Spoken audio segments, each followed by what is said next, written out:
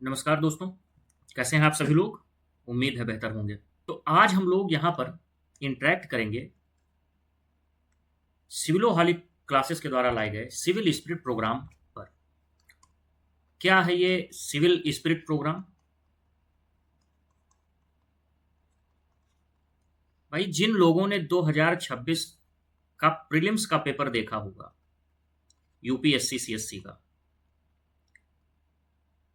उन्हें ये समझ में आ गया होगा कि ट्रेडिशनल चीज़ों से अब काम नहीं चलेगा, हमें कुछ अपनी अप्रोच में चेंज करना होगा।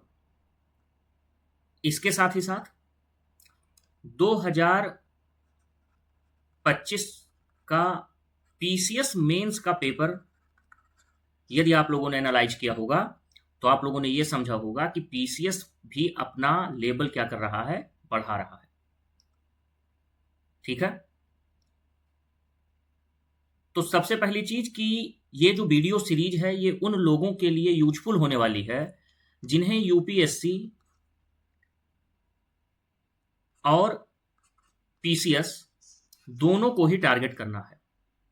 भाई, पीसीएस की डेट 6 दिसंबर आ चुकी है और यूपीएससी जो है वो मई में होना है प्रीलिम्स।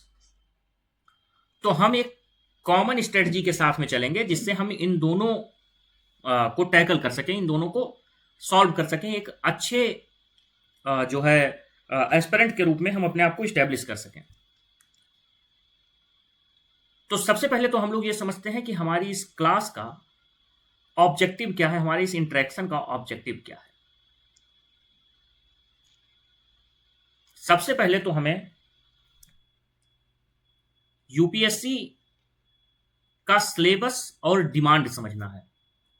लोग सिलेबस तो समझ जाते हैं लेकिन in real they are unable to understand the demand of the UPSC CSC. Second, हम लोगों को जो बदलता हुआ ट्रेंड है वो हमें समझना होगा। 2025 और 26 में जो बदलता हुआ ट्रेंड है वो हमें थोड़ा सा इसमें समझना होगा। पीसीएस और यूपीएससी के बीच के जो अंतर है उन्हें समझना होगा जिससे हम दोनों की एक कॉमन प्रिपरेशन कर सकें। ठीक है। क्योंकि कई बार ऐसा होता है कि कई बच्चे 100% यूपीएससी में लगाते हैं, 100% पीसीएस में लगाते हैं, लेकिन अगर वो ये 120% कर दें तो दोनों एग्जाम क्रैक होगा। बोथ एग्जाम्स जो है वो आपके क्रैक हो सकते हैं। ठीक है।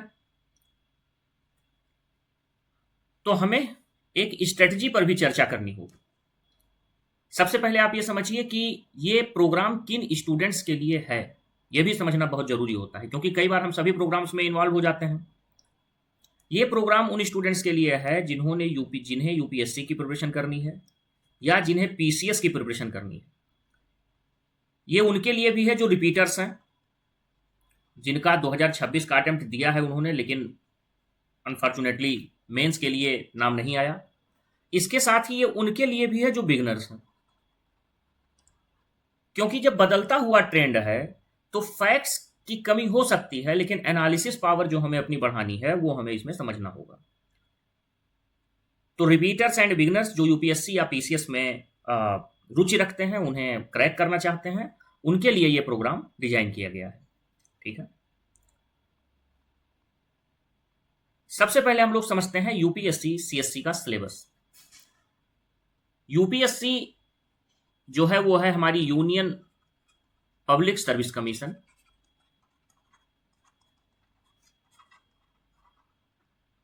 संघ लोक सेवा आयोग। ये कौन है? ये गवर्नमेंट ऑफ इंडिया की रिक्रूटमेंट एजेंसी है। भाई, गवर्नमेंट के कई सारे काम होते हैं, सरकारी काम सुना होगा आप लोगों ने। तो सरकारी काम करने के लिए लोग चाहिए ना।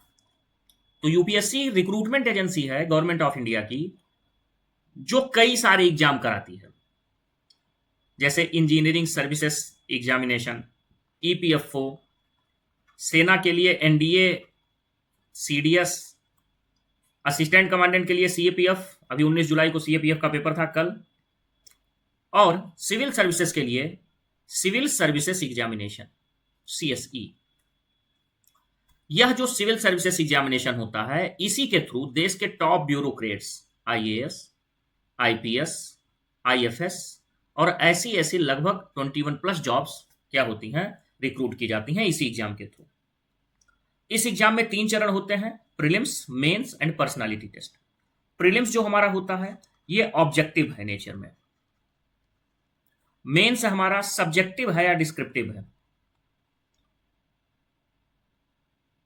और पर्सनालिटी टेस्ट ये इंटरव्यू सामान्य भाषा में हम इसे कहते हैं, जिसमें 5 बोर्ड मेंबर्स होते हैं और वो एस्पिरेंट का टेस्ट करते हैं। ठीक है, अब अगर हम इसके सिलेबस को थोड़ा सा देखें तो अगर हम प्रीलिम्स की बात करें तो प्रीलिम्स में 2 पेपर होते हैं। प्रीलिम्स या जिसे हम प्रारंभिक परीक्षा भी कहते हैं, इसमें पहला हिस्सा है जनरल स्टडीज जो 200 नंबर का होता है, 100 क्वेश्चंस का होता है, 2 marks for each questions and negative 1/3। इसमें पॉलिटी या राज व्यवस्था, हिस्ट्री या इतिहास,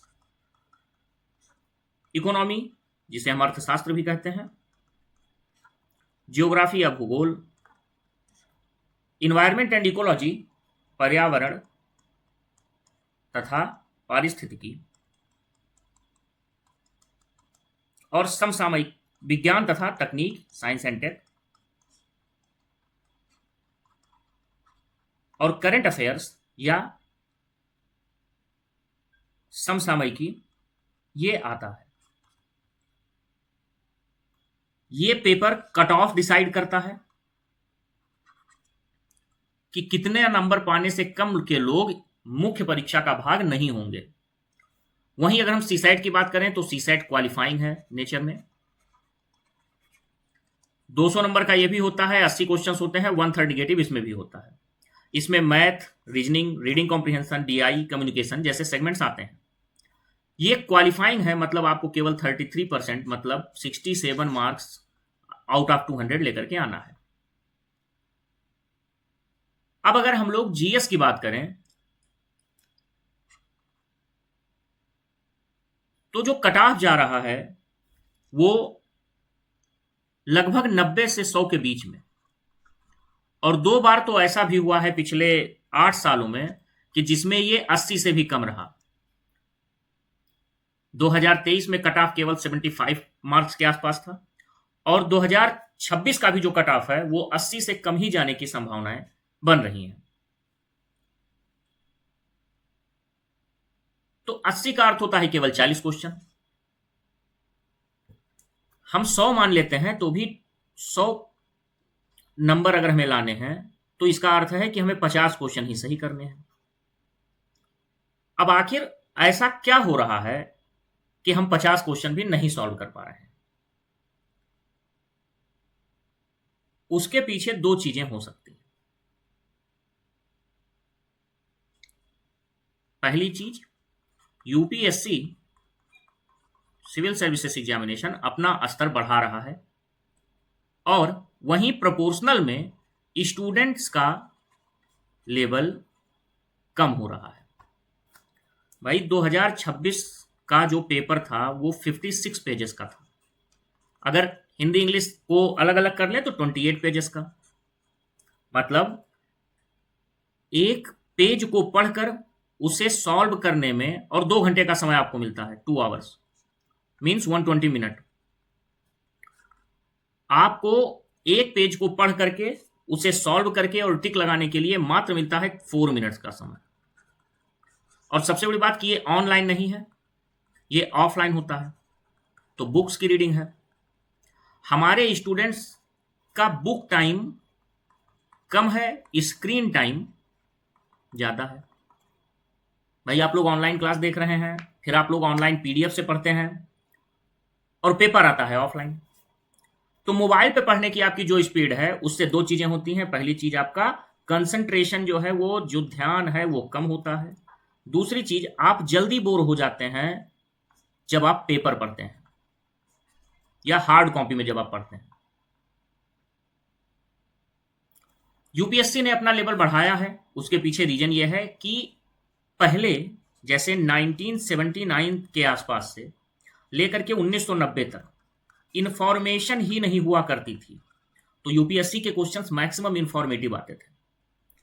1990 के बाद कुछ कुछ चीजें बढ़ी, रुझान बढ़े लोगों के, और 2010 तक अब ये वो समय है कि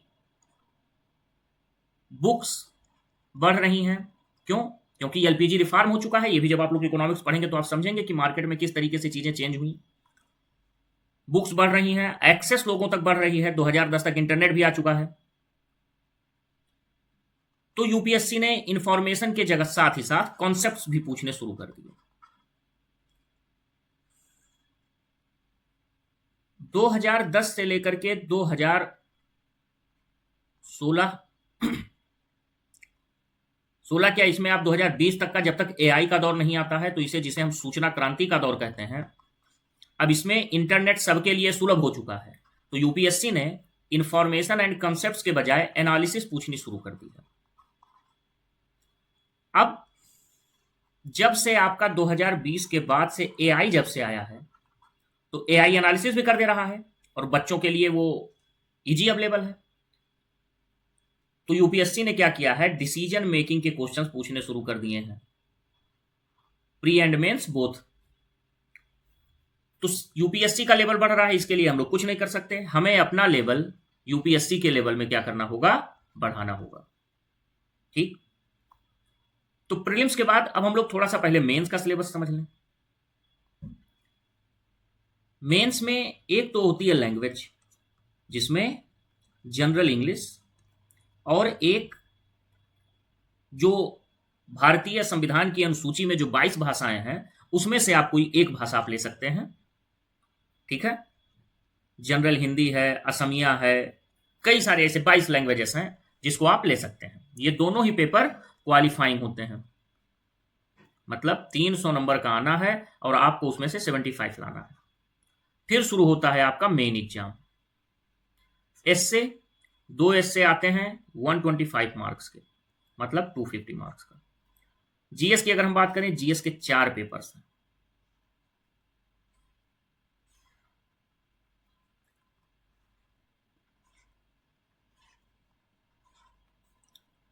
हिस्ट्री पेपर 1 में, जियोग्राफी, इंडियन सोसाइटी। पेपर 2 में पॉलिटी,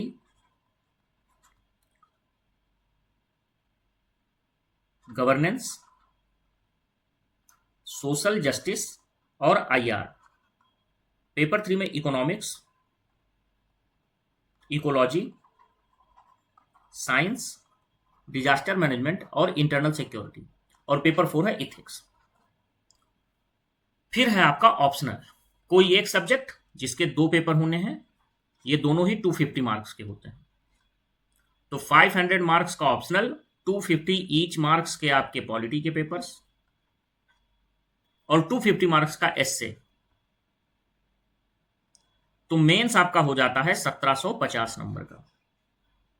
सबसे इंपॉर्टेंट एग्जाम है, और यहां पर आपको रियल डिमांड ऑफ यूपीएससी समझ में आनी चाहिए। चलिए हम कुछ प्रश्नों से शुरुआत करते हैं। सबसे पहला प्रश्न, व्हाई यूपीएससी आस्क एससे।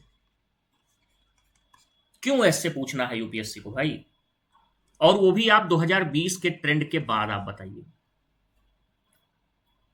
अब आप समझिए कि यूपीएससी क्यों पूछती है एससे। एक ऐसे होता है जो हम लोग क्लास 10th में लिखते हैं, गाय पर, स्कूल पर, भारत में नारी की व्यवस्था पर, इस प्रकार के निबंध हम लिखते हैं। और यूपीएससी पूछ रहा है इतने बड़े लेवल पे, इसको हम थोड़ा सा समझने का प्रयास करते हैं। यूपीएससी ने 2023 या 2022 में एक प्रश्न पूछा निबंध में कि लड़कियां बंदिशों और लड़के अपेक्षाओं के बोझ से दबे होते हैं।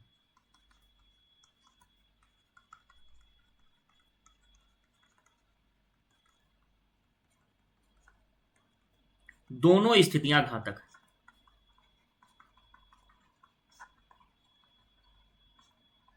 अब आप समझिए, गर्ल्स के ऊपर रिस्ट्रिक्शन है कि भाई 8 बजे के पहले पहले आ जाना है, आप पढ़ाई कर रही हैं, आप जॉब कर रही हैं, आप कुछ भी कर रही हैं, आप 8 बजे तक आ जाइए। इससे क्या क्या प्रॉब्लम्स हैं? एक्सपोजर नहीं होता है, मल्टीनेशनल कंपनीज में आप काम नहीं कर सकते हैं, आप ऐसे बिजनेसेस में नहीं काम कर सकते हैं जो हाई गेन के होते हैं लेकिन उसमें रिस्क ज्यादा होता है। तो गर्ल्स के साथ में ये समस्याएं हैं। लड़कों के साथ में है अपेक्षाओं का बोझ।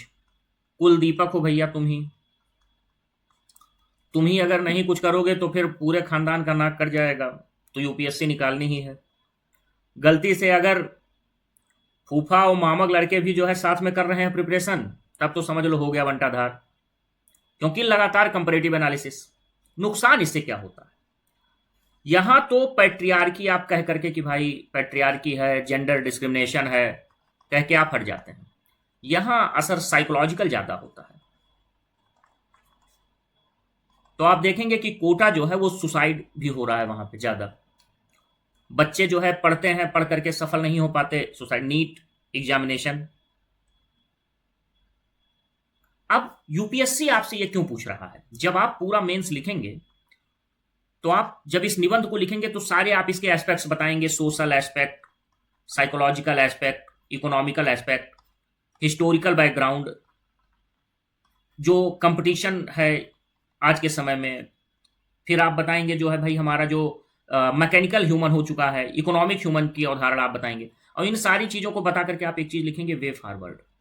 वे फॉरवर्ड क्या है कि भैया कैसे इसको सॉल्व किया जा सकता है। भाई प्रॉब्लम तो सभी को पता है। आप बताओ कि अगर एक जो है कोई रिक्शा चला रहा है तो उसे भी ये चीज पता है कि भैया क्या क्या समस्याएं हैं। आप यूपीएससी एस्पिरेंट तब हैं या यूपीएससी ऑफिसर तब हैं जब आप इसको क्या करें, सॉल्व कर लें। तो इस वे फॉरवर्ड में आप बताते हैं सॉल्विंग, और ये चीज शो करता है आपकी थिंकिंग एबिलिटी को। यही थिंकिंग एबिलिटी आपको पॉलिसी मेकर बनाती है। तो first demand of UPSC, that is why UPSC ask essay, is to evaluate the thinking ability of the aspirant by which UPSC को एक अच्छा पॉलिसी मेकर मिल सके। ठीक है, तो यहां से हमें यह समझ में आता है कि एस्से किस लिए है, पॉलिसी मेकिंग के लिए। यहीं लिख लेते हैं भाई थोड़ा सा। अब आ जाते हैं जीएस पे। चलिए जीएस पे यहीं से शुरू करते हैं। हिस्ट्री प्लस जियोग्राफी, जियोग्राफी के बाद इंडियन सोसाइटी। यहां तक तो मामला समझ में आता है कि भाई हिस्ट्री और जियोग्राफी मिलकर सोसाइटी डिसाइड करती हैं। भाई इंडिया में जो हमारा नदर्न प्लेन है, फर्टाइल लैंड है, इसके साथ ही साथ इन्वेजन्स हुआ है, तो हमारा समाज इस प्रकार का है। लेकिन इंडियन सोसाइटी के बाद सोशल जस्टिस यहां है, पॉलिटी एंड गवर्नेंस के बाद। अब आप समझिए इस चीज को।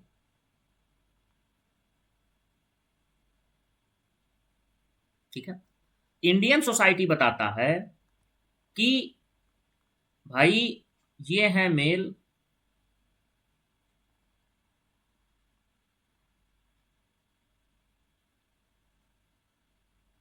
इंडियन सोसाइटी बता रहा है कि जेंडर डिस्क्रिमिनेशन में मेल यहां है, फीमेल यहां है, और ट्रांसजेंडर की बात ही नहीं हो रही है even in the discourse of the gender discrimination.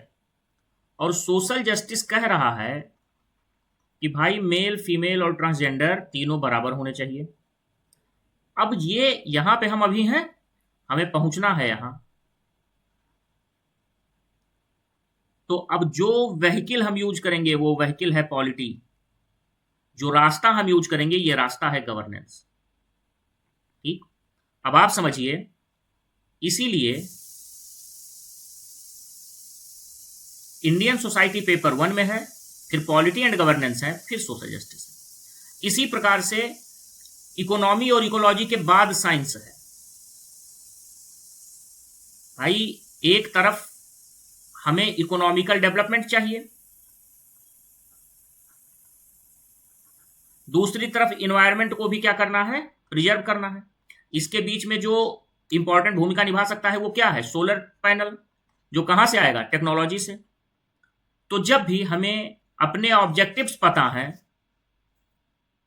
Limitation पता है, ऑब्जेक्टिव हमारा क्लियर है, लिमिटेशन हमारा क्लियर है, कैसे करना है, हाउ क्लियर है, व्हाई क्लियर है, एंड बाय whom क्लियर है। इतनी चीजें जब हमारी क्लियर हैं तब हम एक अच्छा डिसीजन लेते हैं। भाई आप बताइए, आप लोग रूम लेके रहते होंगे या किसी इवेंट में रहते होंगे, तो आपको ये पता है कि इतना पैसा मंथली आना है, एक एक्स अमाउंट आना है, उसमें इतना इतना इतना यहाँ जाना है, फिर जो बचता है उस हिसाब से आप निर्णय लेते हैं कि भाई यहाँ पर हम सॉल्व करें, यहाँ पर हम जो है इन्वेस्ट करेंगे, यहाँ पर हम खर्च करेंगे, यहाँ नहीं खर्च करेंगे। ठीक, तो जब आपको ये सारी चीजें पता रहेंगी तब आप एक अच्छा निर्णय ले पाएंगे, डिसीजन मेकिंग कर पाएंगे। तो यूपीएससी जो जनरल स्टडीज पूछता है वो पूछता है आपकी डिसीजन मेकिंग के लिए, और ऑप्शनल एक ही विषय में आप कितना ज्यादा परजिवरेंस के साथ में लगते हैं वो ऑप्शनल से डिसाइड होता है। अगर हम यूपी की बात करें तो ऑप्शनल के जगह पे यूपी पेपर 5 एंड पेपर 6। तो अगर हम language plus SA plus GS plus optional plus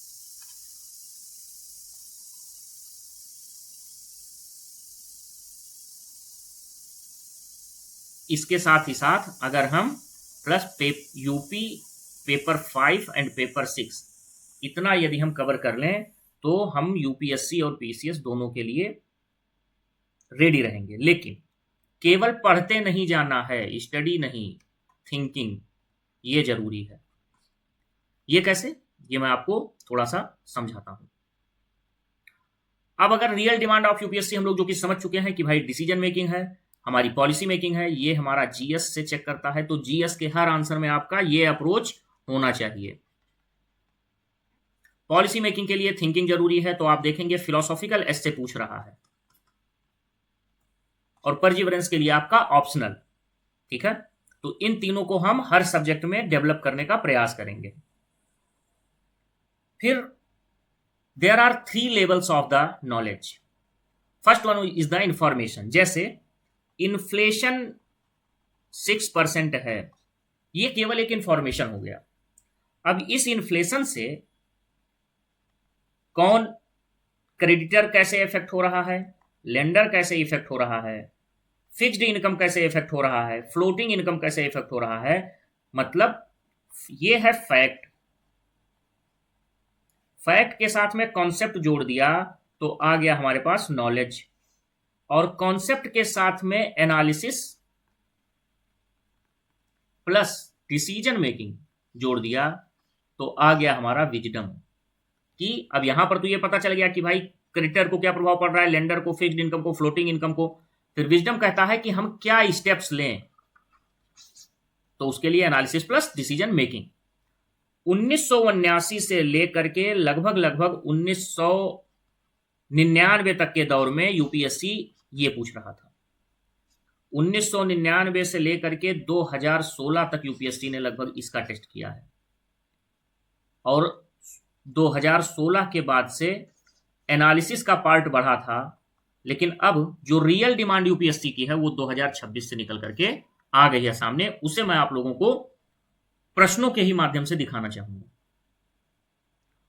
सबसे पहले तो ये इंफॉर्मेटिव क्वेश्चन है, जैसे आप देखिए जो मैंने आपको बताया 1981 का मेंस का क्वेश्चन है। ये क्या पूछ रहा है, व्हाट इज पार्लियामेंट्री डेमोक्रेसी, संसदीय लोकतंत्र क्या है, भारतीय संसद संघीय कार्यपालिका पर किस प्रकार नियंत्रण रखती है, how does Indian parliament exercise control over the union executive, can the parliament have any control over the state executive, access the role of standing committee of parliament in exercise of and control. सीधे सीधे किताबों से इसके जानकारी, इसका उत्तर मिल जाएगा। ठीक है, अभी हम केवल प्रश्न देख रहे हैं। उसके बाद जो सेकंड है नॉलेज बेस्ड, क्या आ रहा है, 2023 का क्वेश्चन है ये। The constitution of India is a living instrument with capabilities of enormous dynamism. It is a constitution made for a progressive society, illustrate with special reference of expanding horizons of the right to life and personal liberty। ये एक statement दिया है कि भारत का संविधान एक जीवंत दस्तावेज है, इसमें परिवर्तनशील परिस्थितियों के अनुरूप स्वयं को विकसित करने की क्षमता है, यह एक प्रगतिशील समाज के निर्माण हेतु निर्मित है, जीवन एवं व्यक्तिगत स्वतंत्रता के दायरे में। अभी बताइए, अब आप ये समझिए, शुरू में कहा गया कि आर्टिकल 21 क्या है, लाइफ एंड पर्सनल लिबर्टी। ठीक है, कि भाई क्योंकि उपनिवेशी शासन से जीते थे, भाई उपनिवेशी शासन के बाद लोकतंत्र आया था। तो अंग्रेजों से मार खाते खाते इनका केवल ये था कि भाई बस केवल लाइफ एंड पर्सनल लिबर्टी, क्योंकि अंग्रेज भाई जिसको होता था फांसी पर टांग देते थे, कोई रूल नहीं था। तो आया कि भाई right to life and personal liberty, जिसको होता था जेल डाल देते थे। लेकिन 2017 में क्या है? Right to privacy. तो भाई यहां से यहां तक ये क्या है? एक सफर है, एक जीवंत दस्तावेज का है, परिवर्तन के अनुरूप है। अब इसे समझना है। अब ये जब आप रास्ता बताएंगे तो आप एनालिसिस करेंगे, कॉन्सेप्ट्स को जोड़ेंगे। अब हम आते हैं थोड़ा wisdom based and reducing the gap between the pre and mains. 2025 के मेंस और 2026 के प्रीलिम्स ने ये बता दिया है कि अगर आपका मेंस प्रिपेयर नहीं होगा तो प्रीलिम्स आपका होने की संभावनाएं कम हो जाएंगी। चलिए हम लोग देखते हैं कैसे। भाई यूपीएससी सीएससी ने 2025 में ये प्रश्न पूछा। आप लोग 2 मिनट इस प्रश्न को पढ़ें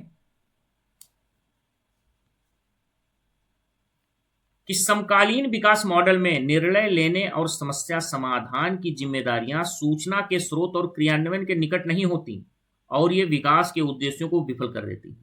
समीक्षात्मक मूल्यांकन कीजिए। किन किन चीजों पूछ रहा है? पहला निर्णय लेने, दूसरा समस्या समाधान पर। In contemporary develop model decision making first and problem solving responsibilities are not located close to source of information. केवल इंफॉर्मेशन नहीं है।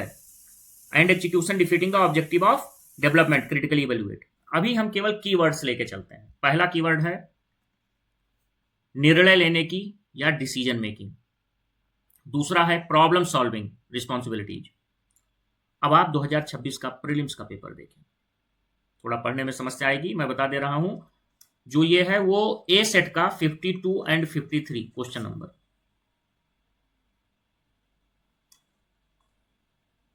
इसको आप पढ़ेंगे, हल्का हो सकता है, पढ़ पा रहे हो या ना पढ़ पा रहे हो, मेरा केवल ये कहना है यहां पर आप लोग फोकस करें।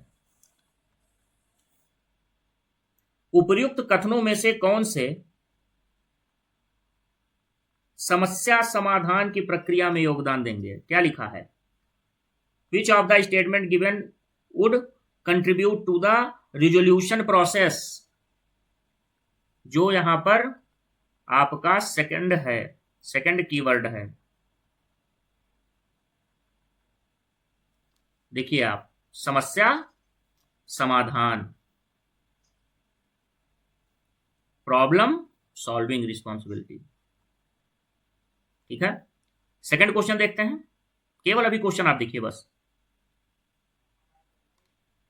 पूरा एक लंबा चौड़ा दिया हुआ है कि मिस एक्स जो है वो एक सिविल सर्विसेज ऑफिसर हैं जो कहां पे कार्यरत है? शहरी विभाग में।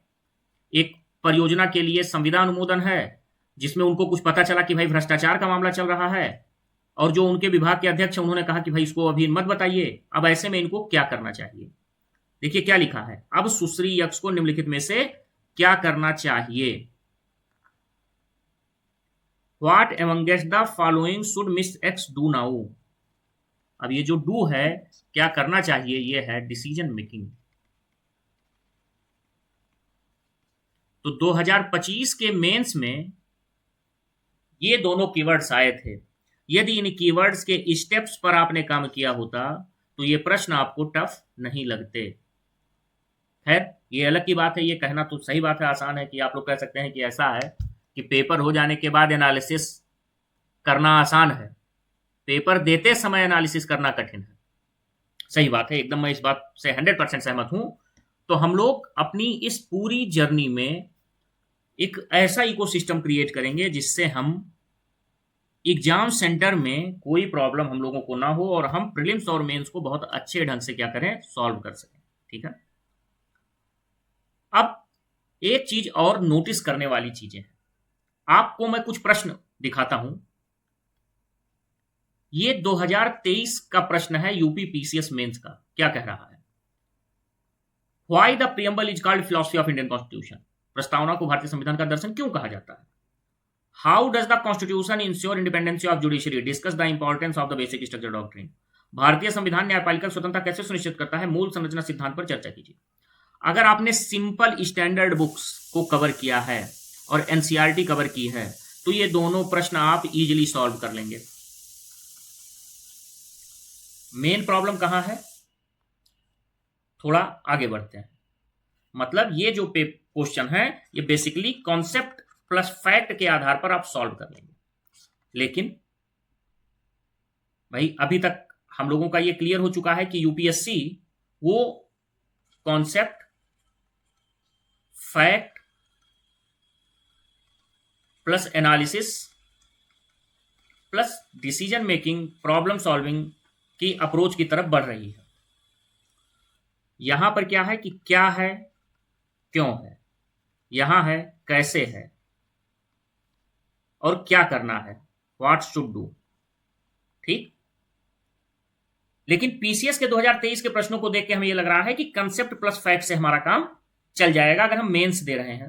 प्रीलिम्स भी फैक्चुअल आता है मैक्सिमम, लेकिन अब डायनेमिक्स चेंज हो रही है।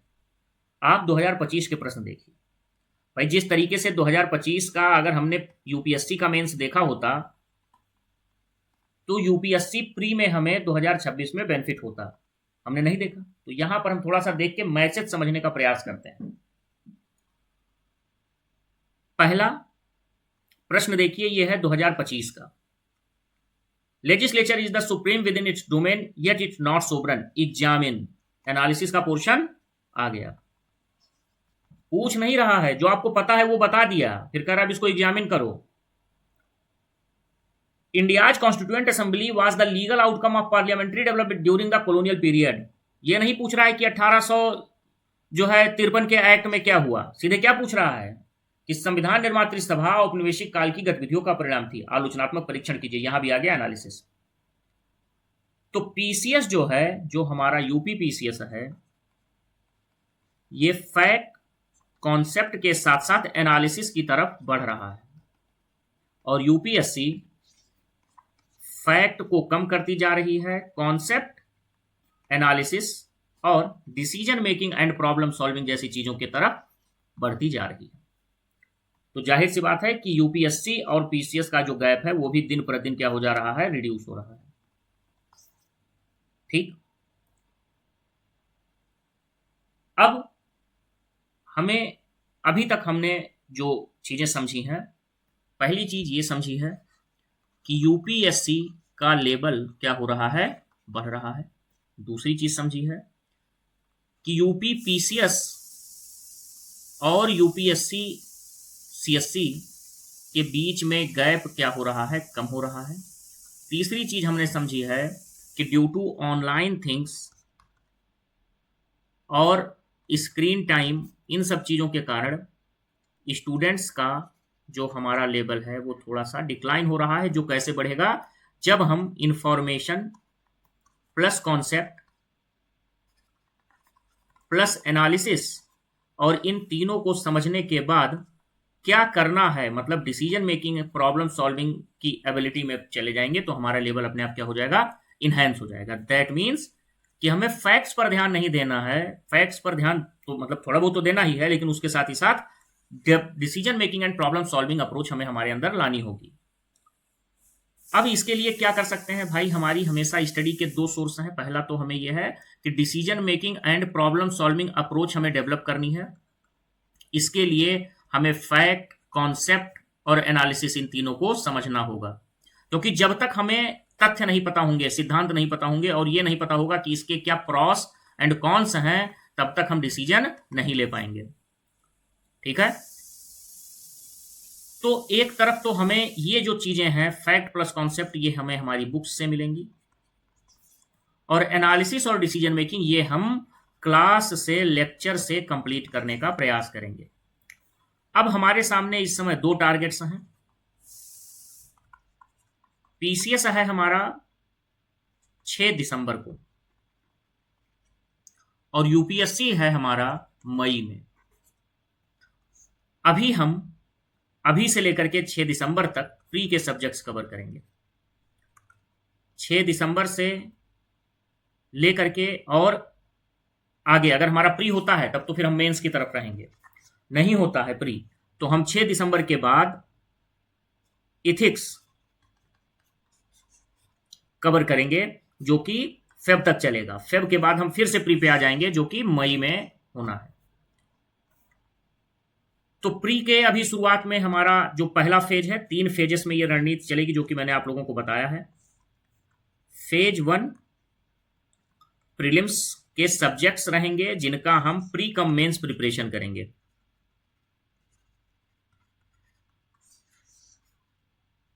फेज 2 इसमें हम मेंस के सब्जेक्ट्स जिसके 2 पार्ट हैं, एक है हमारा एथिक्स जो बड़ा सब्जेक्ट है, Indian society, social justice, governance जो है आपका, इंटरनल सिक्योरिटी, डिजास्टर मैनेजमेंट, ये हम इस दौरान कवर करेंगे जो कि 2 मंथ्स में कवर करेंगे हम। और तीसरा फेज हमारा मेंस के, अगर जिसका पीसीएस में हो गया प्रीलिम्स वो मेंस के बाद, और जिसका नहीं हुआ वो प्री 2026 के लिए हमारा फेब या मार्च से मई तक का एक रिवीजन चलेगा जो कि प्योरली प्रीलिम्स के लिए होगा। ठीक है, अब कल से हम लोग हिस्ट्री सब्जेक्ट स्टार्ट करेंगे। हिस्ट्री में भी कौन सी, हमारी मॉडर्न इंडियन हिस्ट्री।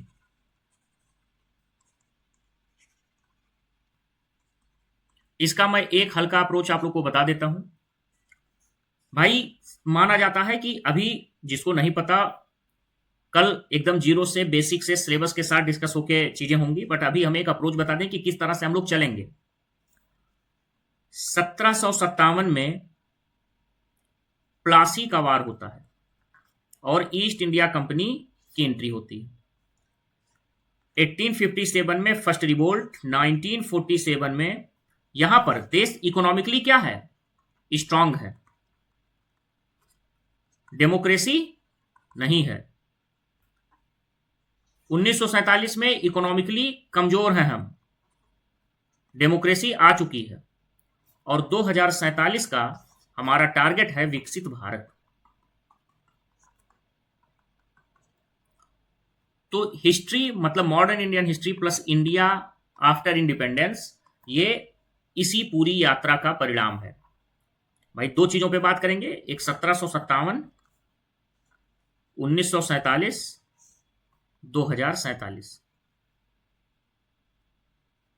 यहां से एक फेज है 1857 का जब सत्ता परिवर्तन होता है। यहां क्या है, डेमोक्रेसी नहीं है, इकोनॉमिकली स्ट्रांग है। यहां क्या है, डेमोक्रेसी यहां पर डेमोक्रेसी भी नहीं है और इकोनॉमिकली भी हम कमजोर हो चुके हैं।